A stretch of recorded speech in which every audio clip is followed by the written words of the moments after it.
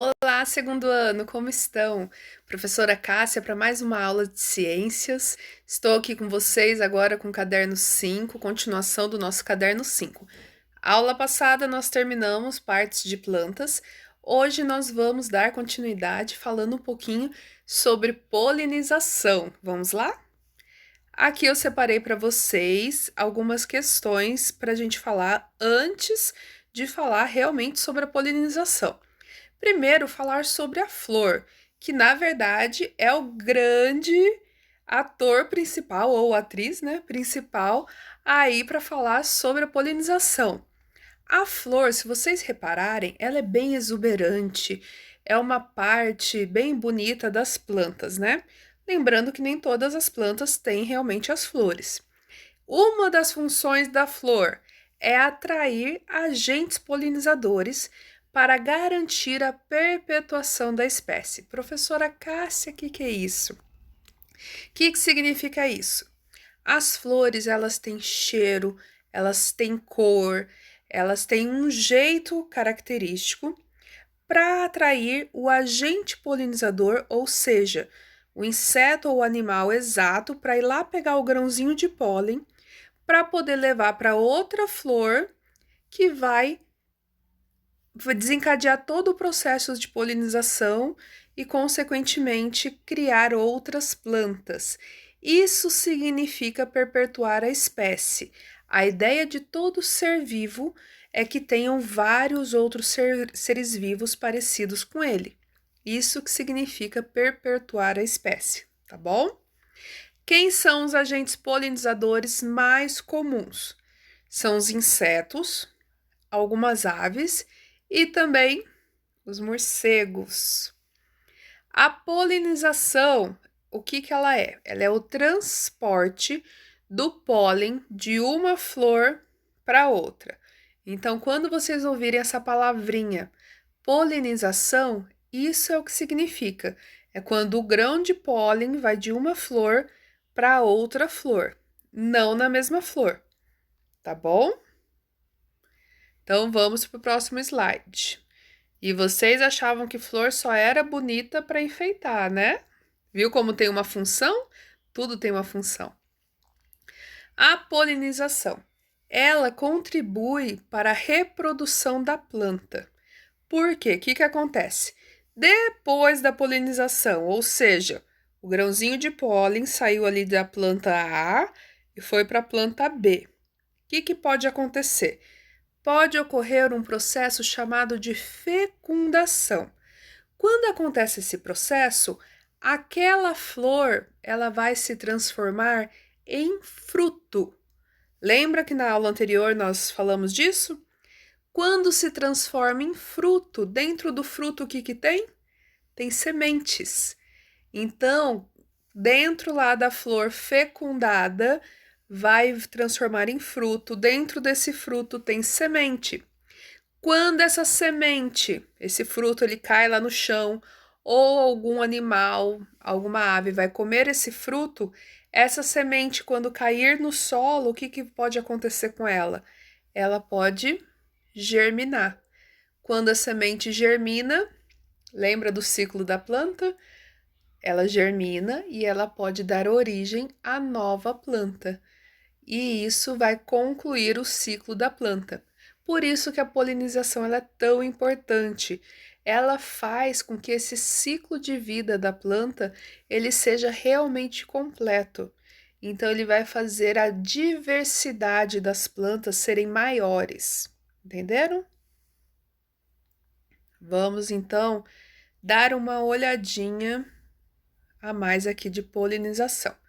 A polinização da maior parte das plantas que nós conhecemos vem das abelhas, que visitam as flores em busca de alimento. O alimento das abelhas é pólen e néctar. Esse néctar, ele é tipo um líquido bem adocicado que fica lá dentro no interior da planta, da flor, que ela só produz exatamente para isso, para ter com que os agentes polinizadores visitem ela e tenham um alimento, tenham um interesse de ir até ela para se alimentar. Ao pousar, esse pólen, lembra que a professora falou Esse pólen, ele é grudento, então ele vai grudar na abelha. Quando ele gruda na abelha, quando ela for visitar uma outra flor, ele vai levar o pólen da flor anterior que ele visitou. Então, ele vai carregado de pólen de uma flor para outra. E ele transforma em um carregador de pólens. Ou seja, ele vira um agente polinizador. Aqui eu coloquei imagem de duas abelhas. Olha que bonitinhas. Estão vendo que elas estão cheias de pontinho amarelo? Esses pontinhos amarelos não são das abelhas. Esses pontinhos amarelos são grãos de pólen. Olha, tem duas abelhas aqui. Uma aqui na flor roxa e a outra aqui. Olha que bonita! Então, pessoal, quando vocês virem uma abelha, seja na escola, seja aí na sua casa, deixa a abelhinha lá em paz, deixa ela fazer o seu trabalho, deixa ela fazer o seu papel. Na verdade, ela só tá ali de passagem, ela não tá querendo te picar. A intenção da abelha não é essa. A abelha é nossa amiga, tá bom? Muitos dos insetos, eles têm alguma função, e a grande maioria deles é benéfica, ou seja, do bem, tá bom? Então, deixa a abelhinha tranquila, não matem as abelhas, deixa elas lá sossegadinhas, só não mexer com ela. A abelha só pica a gente se a gente mexer com ela. Então, não provoca a abelha, deixa ela quietinha lá. Vamos para o próximo slide. Aqui eu coloquei imagem de outros agentes polinizadores para vocês conhecerem. Quem já conheceu, já viu um beija-flor, que é lindo, ele é todo colorido, o beija-flor ele bate as asas bem rapidinho.